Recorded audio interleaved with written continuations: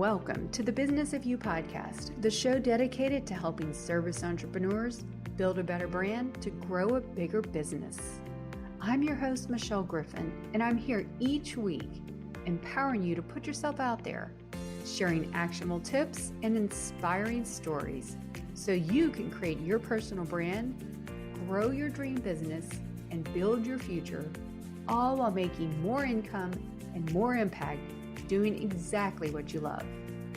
I'm super excited you're here. Now let's get going with today's show.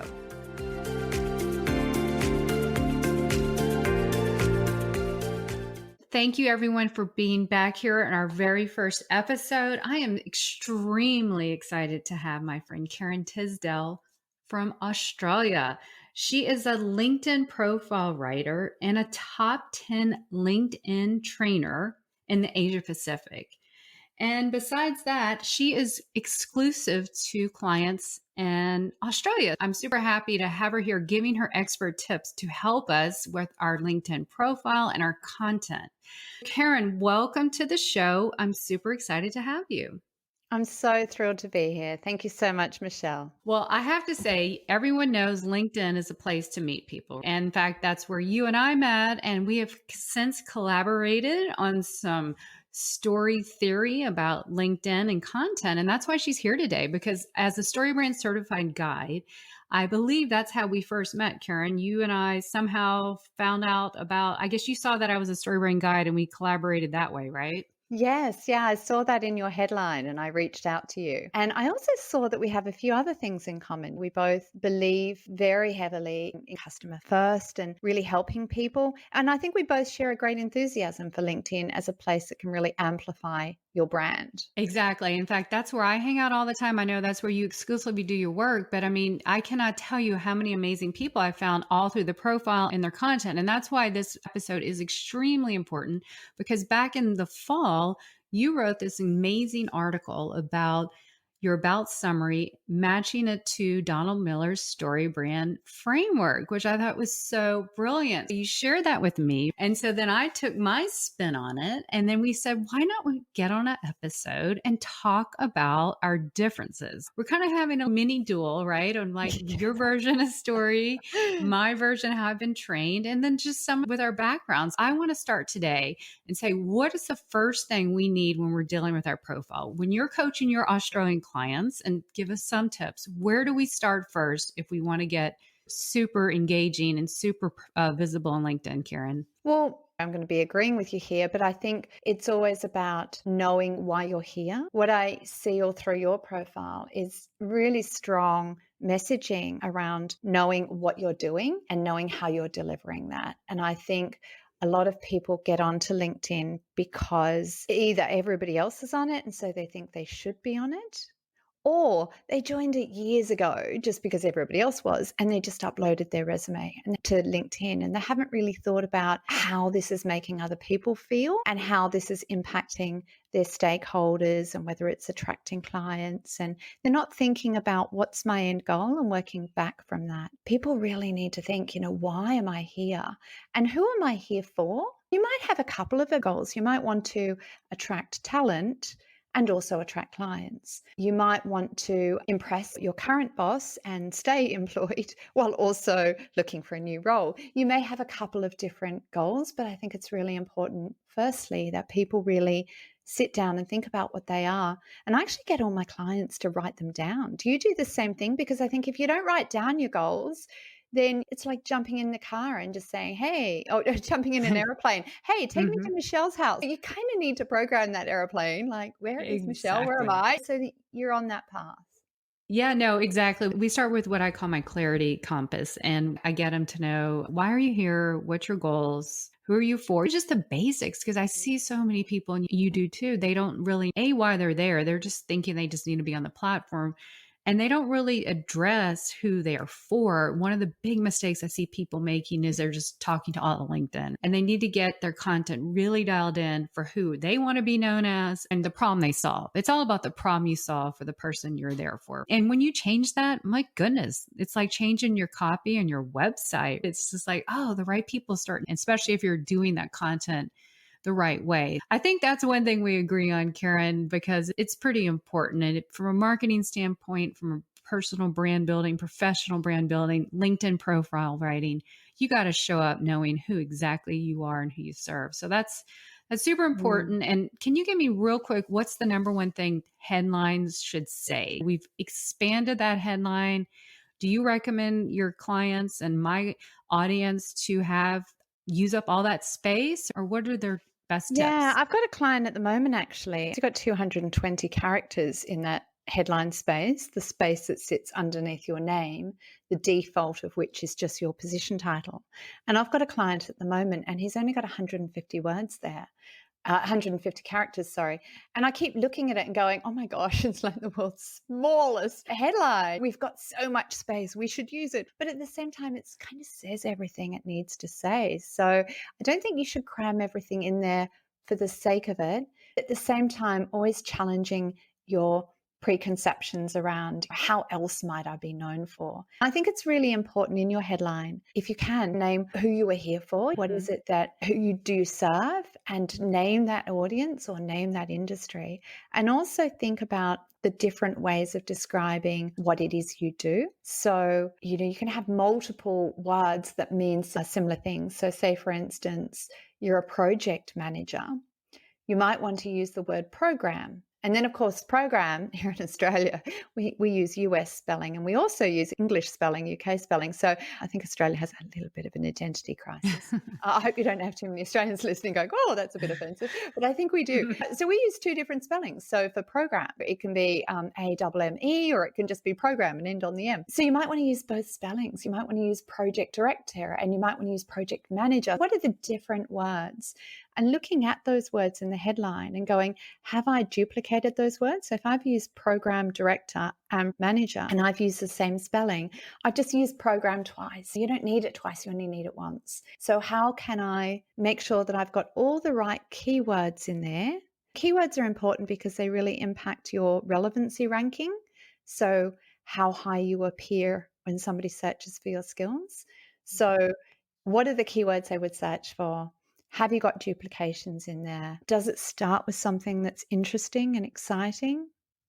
And does it humanize you? You can put a little funny thing at the end of your headline. Mine's got something about, it doesn't work globally because my family complain that my voice travels through walls. And then a little eye rolling emoji, something that just humanizes you. Or I've got one of my clients talks about how she's an accountant and she's all about sharing knowledge in the accounting profession. And she does lecturing part-time. And then at the end, she's also a yoga enthusiast. I've seen Catherine Coombs, who works for LinkedIn in HR, and she's got sort of aspiring mum of the year. So sort of something that just makes people go, but putting that at the end. I love that, Karen. I'm all for humanizing and personalizing. That's why I'm all about working with personal and professional brands, because I think it's a wonderful way to humanize our relationships and our marketing. But I never thought, I'm going to have to steal that tip for me, putting something personalized. Because another thing I find my clients, be more personable, be more all this. And some people, including me, I'm just not 100% comfortable with sharing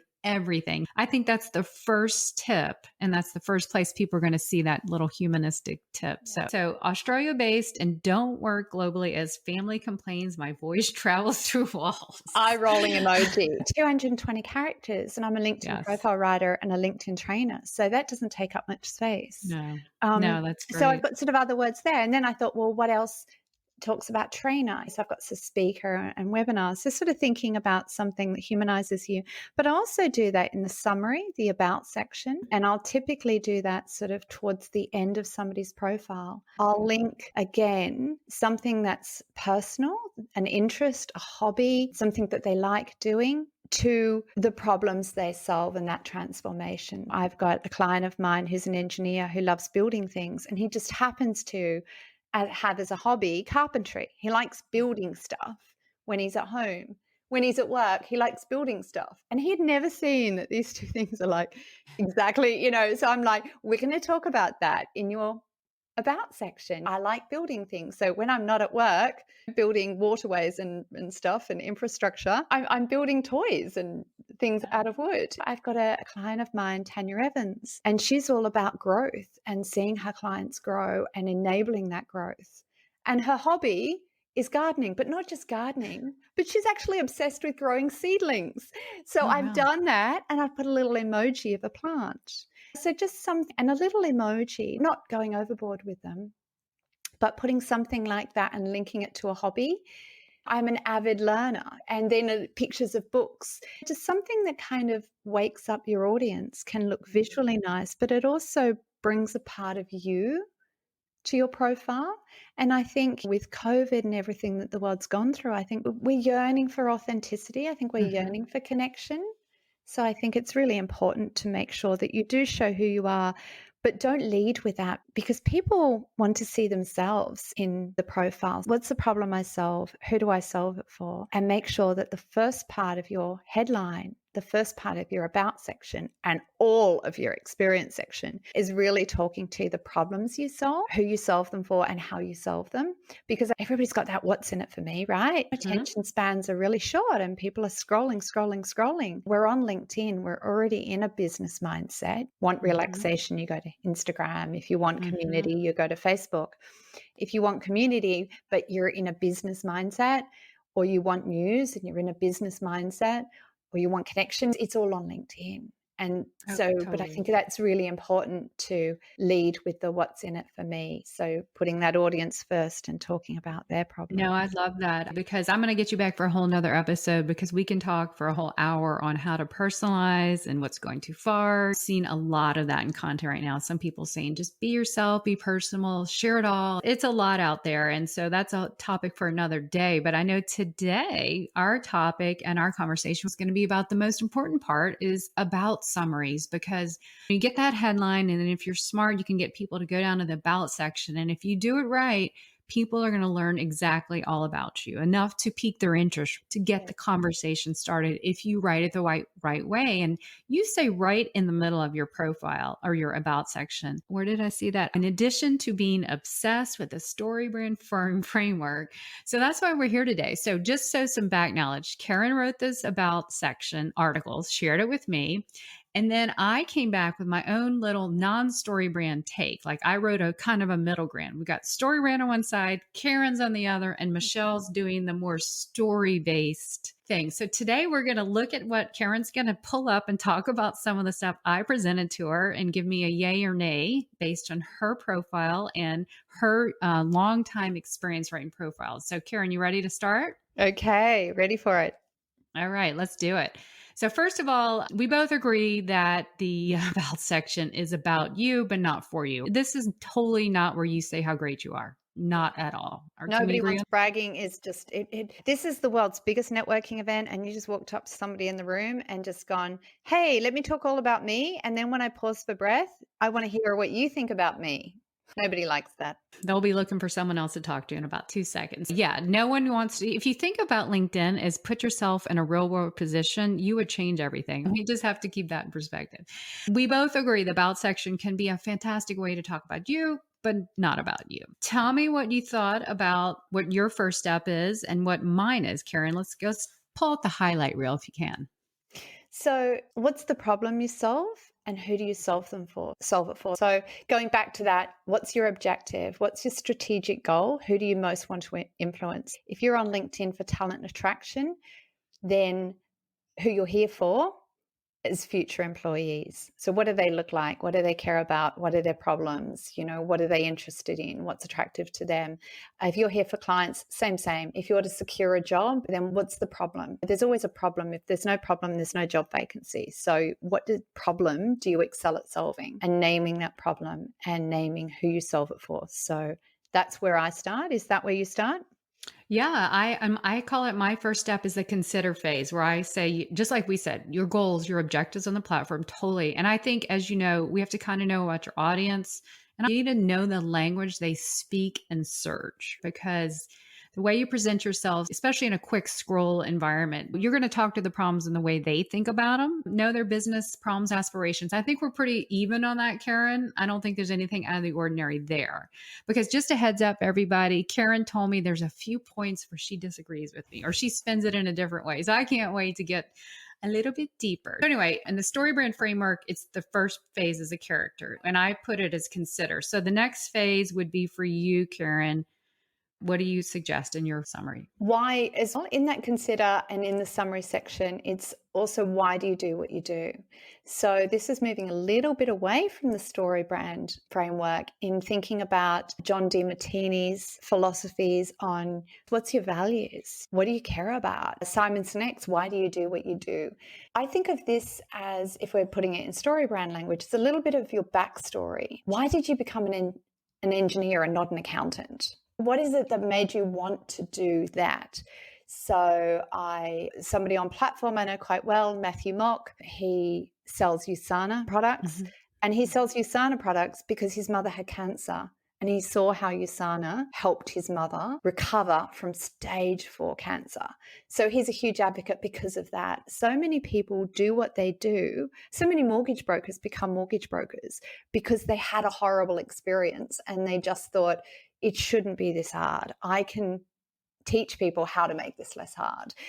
So why do you do what you do? And really sort of making sure that you're capturing that, not leading with that, instead leading with a question for your audience, but making sure that you do capture in that why you do what you do and making that sort of part of your backstory in there. And also in terms of, I think you talk a bit about the characters, don't you? But I find that a little bit complicated when you talk about the character being the problem you solve. I instead sort of think of it as Luke Skywalker, or I watched Doctor Strange, one of the Marvel comic films with my kids the other day. What is the problem? What is the challenge? And thinking of that as the threat. What is the challenge that your audience has? If it's Mhm. an employee you want to attract, what is it that they're wanting? Maybe they're working for an organization that doesn't have very strong values, and your organization really has strong values. Then talk about that. What's the challenge out there? And what's going to happen if you don't solve that problem? You call that the conflict, don't you? Is that right? StoryBrand calls this, in the StoryBrand framework, it's the external, internal, and philosophical problem. And I was trying to create a more general story framework that every story has conflict. So there's three type of conflict, kind of like a physical, a personal, it's the emotional feeling, and then the principled, kind of like it's just plain wrong or there's got to be a better way. So I think StoryBrand brings the why in, but they put it there.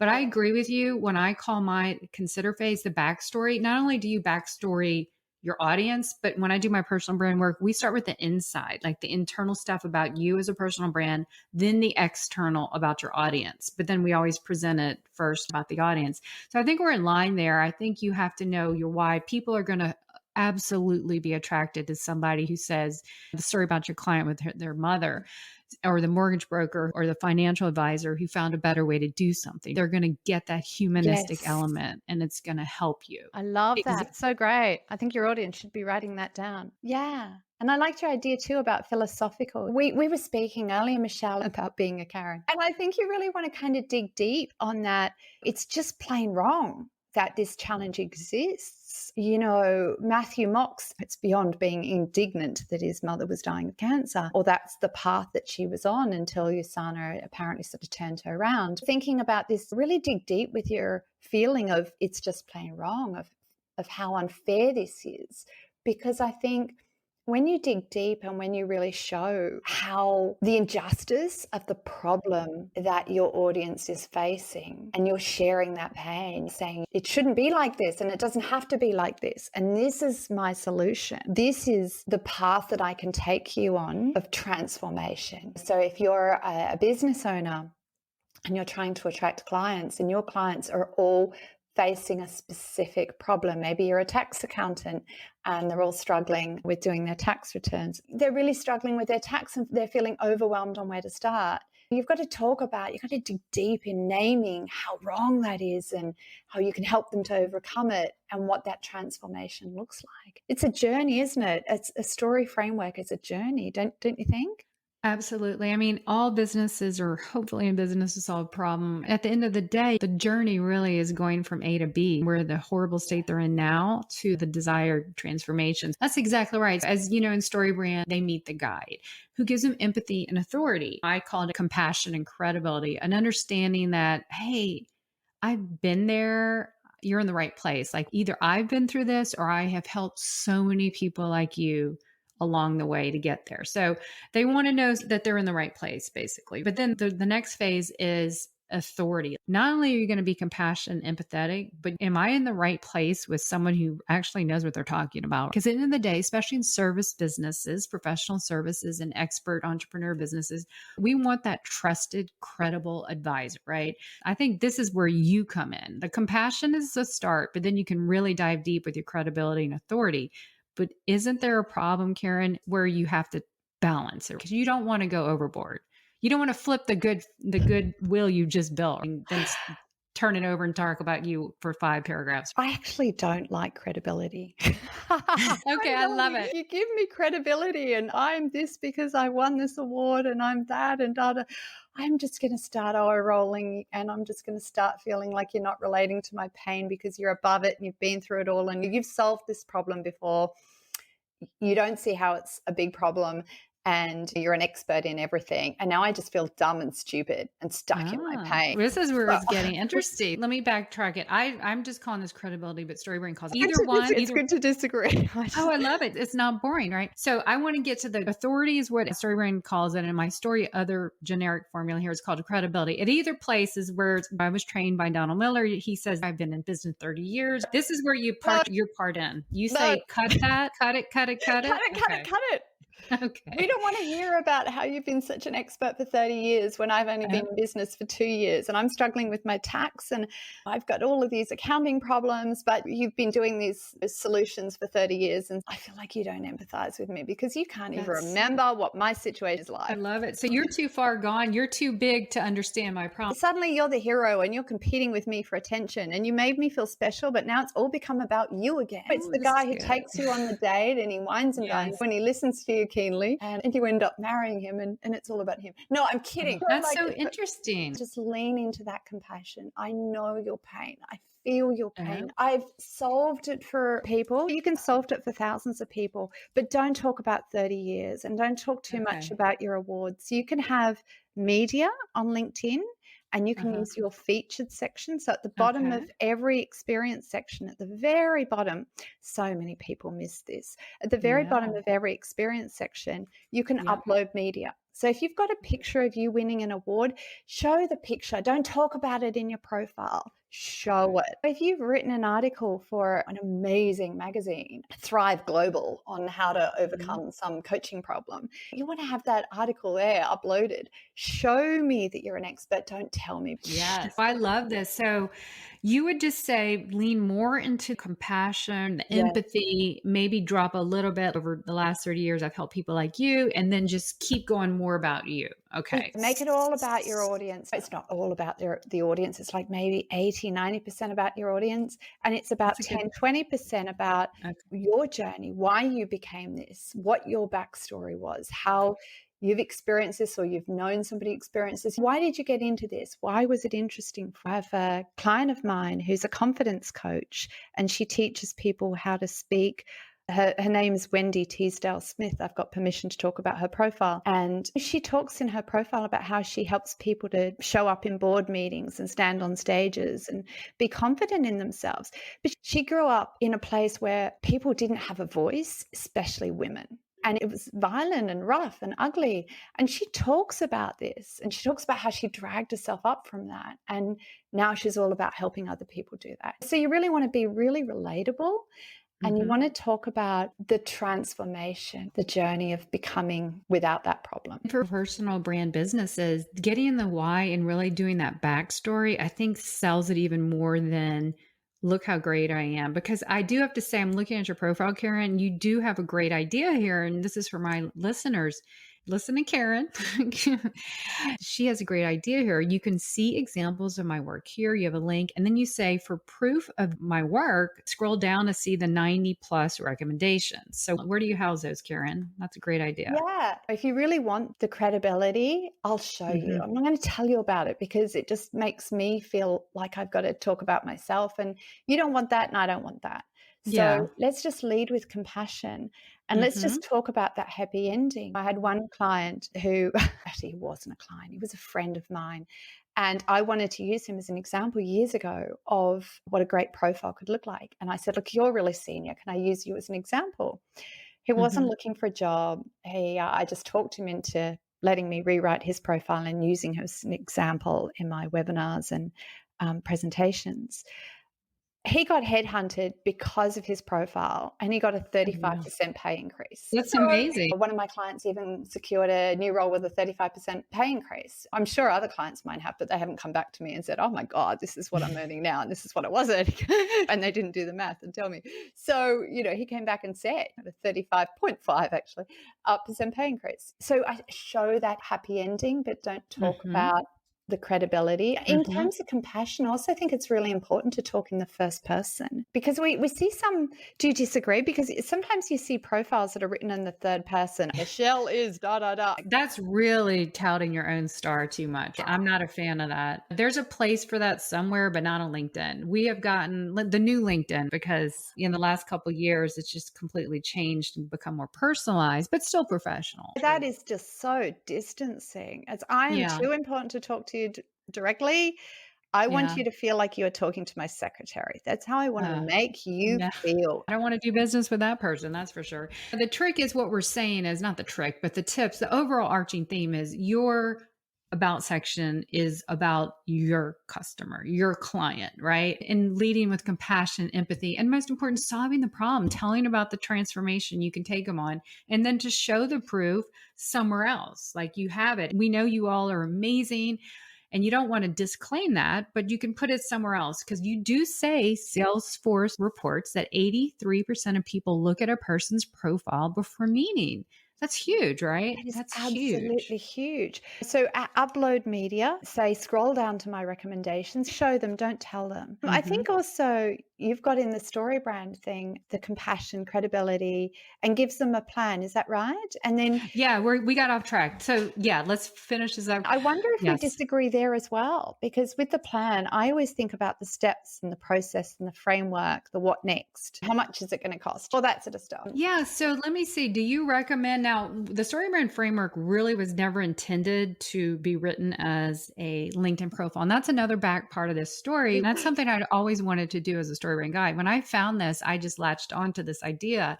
So are you saying, Karen, that we shouldn't put this plan in? Because we definitely want a call to action. No doubt about that at the end. But should we leave the plan out, the 3 steps? Or what do you think, Just profile wondering, writer? like, because I mean, you've been trained in this and I've just read the book a couple of times. So, can you explain to me what are the 3 steps? Sorry for my ignorance, but what are the 3 steps? A bit Three confused there. steps are the process. So they meet a guide who gives them a plan. Here's the 3 steps. They recommend like 3 steps, the power of 3. Here's what we do to work together. Or here's how I can help you. The 3 steps to get you to your desired transformation.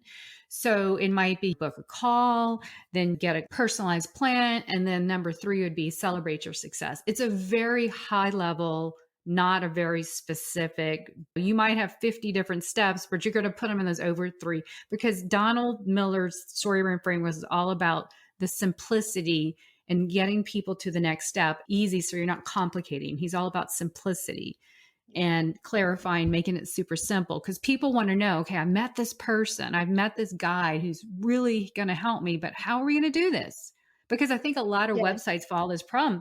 You just tell people about it, but then you just kind of drop off. You confuse, you lose thing is where this is so important. So you give them an overview, show them what their life's going to look like. And then you give them that call to action in the end, book a call. And then they have the transitional call to action if people aren't always ready to buy. And this is something that I think I'm going to start doing work with my clients. And for me, is to have like your lead magnet or your free guide or something in there right there. Because let me ask you, Karen, do you think if people call you every time they read it, how do you nurture that relationship till they're ready? Yeah, so I don't have an idea about when they're ready to buy. I don't think about converting every person who looks at my profile into becoming a client. I think about the book 1000 Fans, 1000 Mm-hmm. True Fans. I Mm-hmm. think instead about converting everybody into a fan of my work. Mm-hmm. So I think of myself as a famous chef giving away all of my recipes, and you can take those recipes and you can cook the dish yourself. And that's where I'm going with. But if you've got Mm-hmm. lots of money and you don't have the time or you're not interested in cooking, you can pay me and I'll do it for Mm-hmm. you.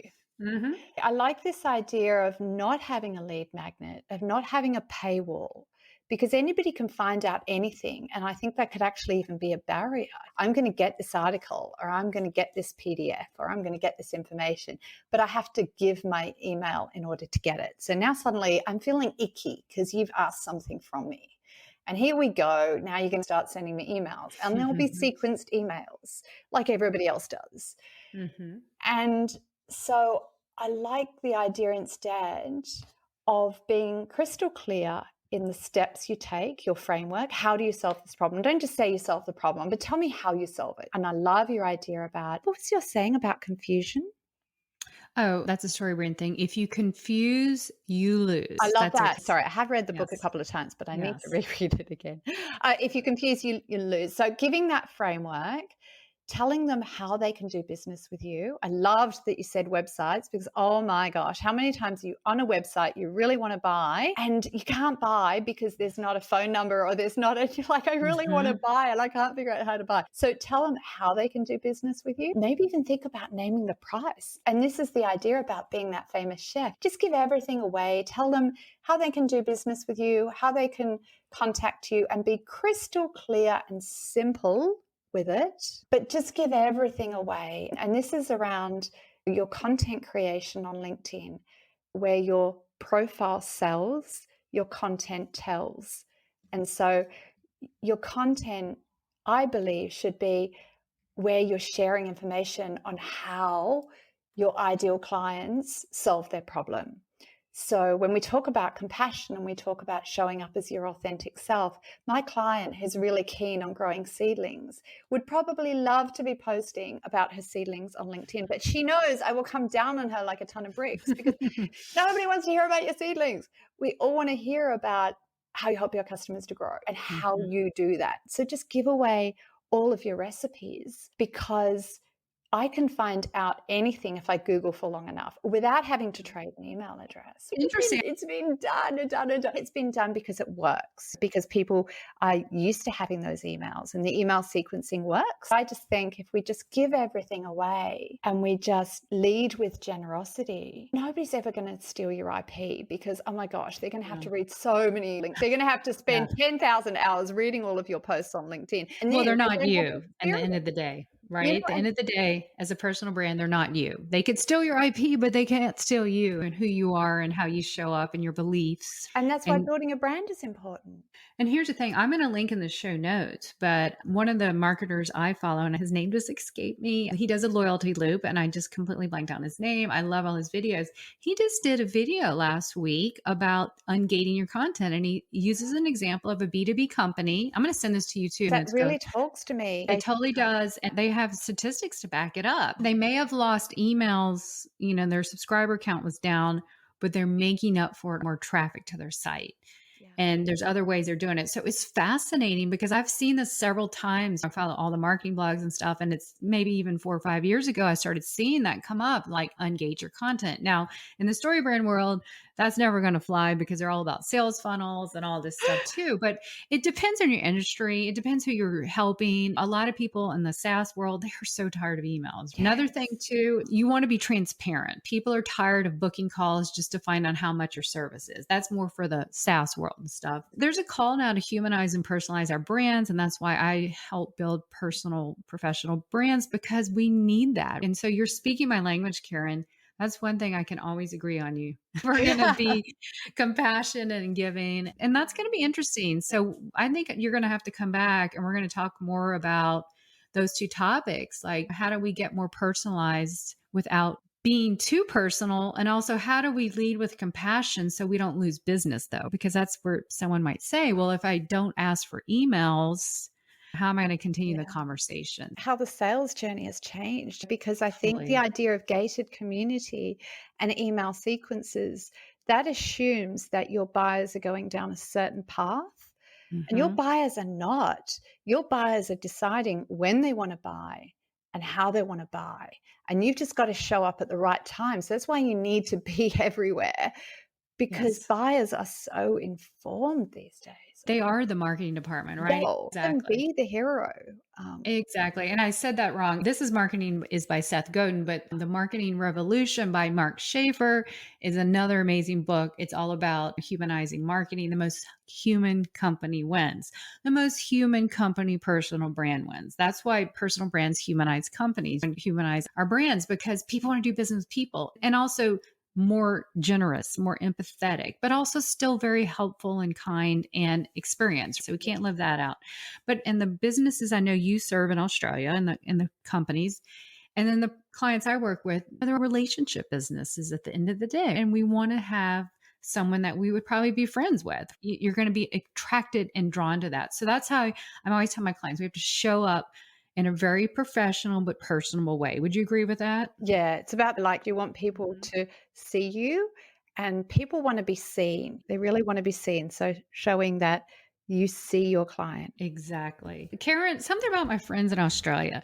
I get on Zoom or calls with them, and little do you know, an hour, 2 hours goes by. There's something about Australia. They're, they're just some of the most generous and chatty and smartest people I know. But Karen, I know that we have more to talk about, but for the sake of brevity, because in marketing, I'm all about being simple and concise, we should have you back for a future episode. Would you be willing to do that down the Oh, road? I Come would back? love that. I love your time today. I really Oh, do. yeah. I am inhaling all this, but the beauty of it is you're a StoryBrand fan. I'm a StoryBrand guide, but I think we both see that StoryBrand is an amazing framework, but there's still more to evolve about it. At the end of the day, customer is the hero. Your client is the hero, and we can agree on that. But anyway, well, thank you so much. You've been an amazing guest with so much information. I can't wait to have you back again. I will look forward to that, and we'll drop all the links. And before we leave, tell us where we can find you and how we can connect with you and learn about you on LinkedIn. Fantastic. Thank you, Michelle. You can find me on LinkedIn. I do only connect with people who are in Australia. But they can Sorry. follow So, you. but I would love it if they followed me. So just look me up. It's Karen Tisdale and it's TIS for sugar, DELL, Tisdale. Look me up, find me on LinkedIn and follow me because I do share all my recipes. I really do. And don't And they forget are to rate good. our podcast, Michelle's podcast. Yes, totally sure. And let me tell you, her recipes are good. She's got some amazing content cooking all the time in her kitchen. So go follow her because she's just always so sincere. And then your new website is launching soon. Yeah, Yeah. KarenTisdale.com. So I'm really Yeah, excited about I that. can't wait to check it. I saw a preview of some of her pictures. So anyway, just go check her out. And I can't thank you enough. So we'll get you back at a later date and we will talk to you soon. Bye now. Fantastic. Thank you, Michelle. Thank you.